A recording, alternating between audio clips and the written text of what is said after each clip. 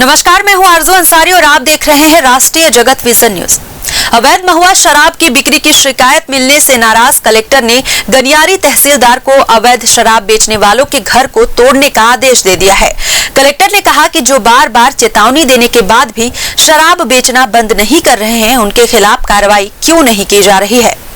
उन्होंने कहा कि रेत और मुरुम का अवैध उत्खनन भी तेजी से हो रहा है।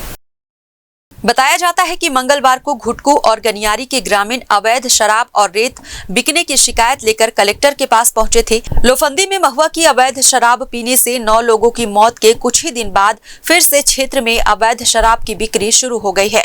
ग्रामीणों की शिकायत के बाद कलेक्टर अवनीश शरण ने गनियारी तहसीलदार श्रद्धा सिंह को फोन कर कहा कि पहले से ही आदेश दे रखा है, चेतावनी देने के बावजूद जो लोग नहीं मान रहे हैं उनका घर क्यों नहीं तोड़ा जा रहा है।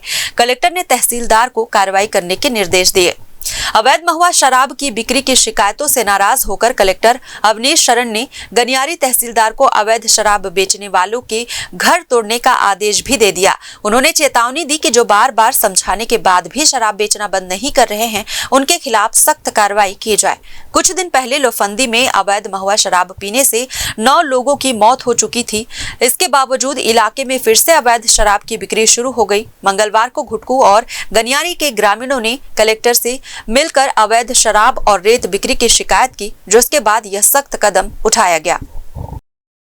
फिलहाल इस खबर में बस इतना ही। देश प्रदेश की खबरों से अपडेटेड रहने के लिए हमारे चैनल को सब्सक्राइब करें और नए खबरों के नोटिफिकेशन के लिए बेल आइकन को जरूर दबाएं। नमस्कार।